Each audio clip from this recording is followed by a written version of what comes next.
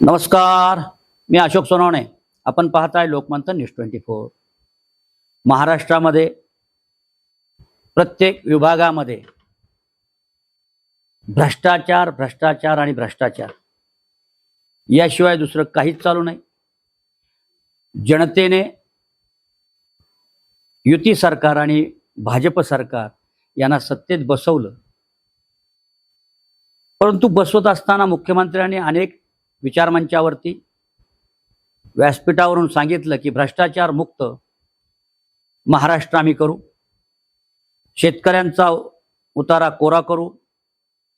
अनेक संकल्पना त्यावेळेला मांडल्या. लाडकी बहीण योजना असेल, शेतकऱ्यांची कर्जमाफी असेल, या सगळ्या विषयावरती मांडत असताना मुख्यमंत्र्यांनी प्रकर्षाने एक जो भर दिला तो म्हणजे भ्रष्टाचार मुक्त मी महाराष्ट्र करील.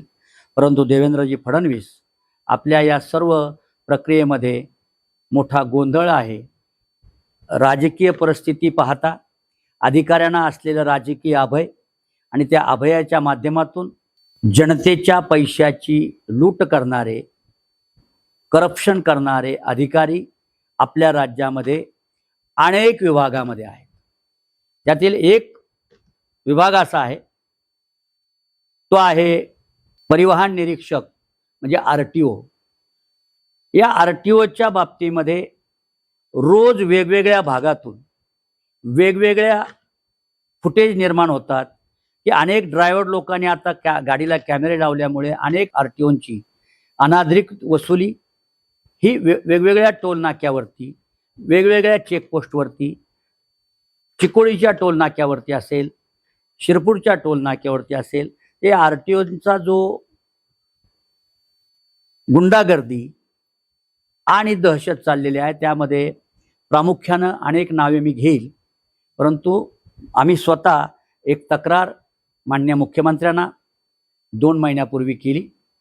त्याच्यामध्ये परिवहन निरीक्षकाच्या एका चुलत बहिणीनं जो आरोप त्या परिवहन निरीक्षकावर केला, त्या पुष्पलता मेहरकर या संदर्भामध्ये आम्ही वेळोवेळी पत्रव्यवहार केलेला आहे. त्या महिलेने अनेक वेळा सरकारकडे तक्रारी दाखल केल्या, परंतु त्यावर सरकारने किंवा ACPने कुठल्याही प्रकारे दखल घेतलेली नाही. अनेक अधिकाऱ्यांनी पत्रव्यवहार केला, परंतु पत्रव्यवहार केल्यानंतर जे अधिकारी चौकशी अधिकारी म्हणून नेमले गेले त्यांनीच चिरीमिरी घेऊन म्हणा किंवा हितसंबंध जपण्याच्या हेतूनं ती प्रकरणे बंद केली. ही मोठी शोकांती आहे मुख्यमंत्री साहेब.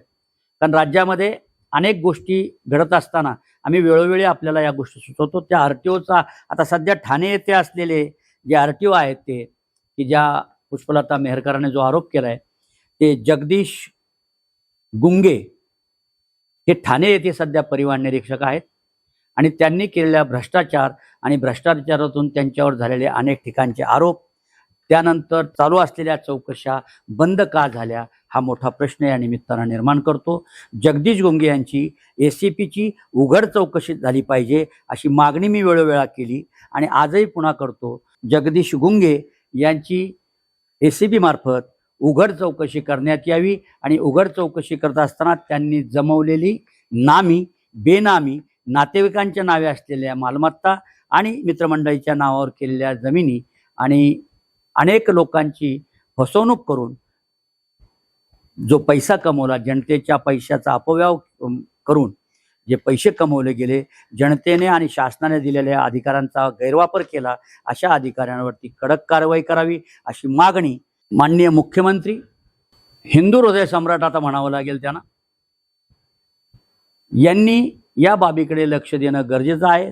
याचबरोबर काल परवा सार्वजनिक बांधकाम खात्यात झालेल्या बदल्याच्या संदर्भात जो काही कोटींनी रुपयाचा व्यवहार राज्यमंत्री असलेले इंद्रनील नाईक आणि सचिव असलेले आबासाहेब नागरगोजे यांनी केलेला जो गैरव्यवहार आहे शाखा अभियंत्याच्या बदल्याबाबत, त्याची चौकशी करावी. म्हणजे भ्रष्टाचार नेमका कुठे कुठे चाललाय मुख्यमंत्री साहेब हे आम्ही वेळोवेळी तुम्हाला 2च खात्यातला आत्ता भ्रष्टाचार दिला. मी उद्यापासून महसूल, पाटबंधारे विभाग, अनेक विभागामध्ये जो चाललेला गैरव्यवहार आहे तलाट्यापासून तर सचिवापर्यंत जी साखळी जोडलेली आहे तो भ्रष्टाचार आपल्यासमोर सादर करणारा आहे. रोज नवीन एक विभाग घेऊन आपणास भ्रष्टाचाराचे मुद्दे आणि त्या खात्याचा असलेला सचिव, आपल्या प्रत्येक मंत्रिमंडळाकडे असलेल्या मंत्र्यांकडे असलेल्या PS आणि यांच्या सर्वांच्या चौकशाचे आज उद्यापासून रिपोर्ट आपणास देईल. नमस्कार.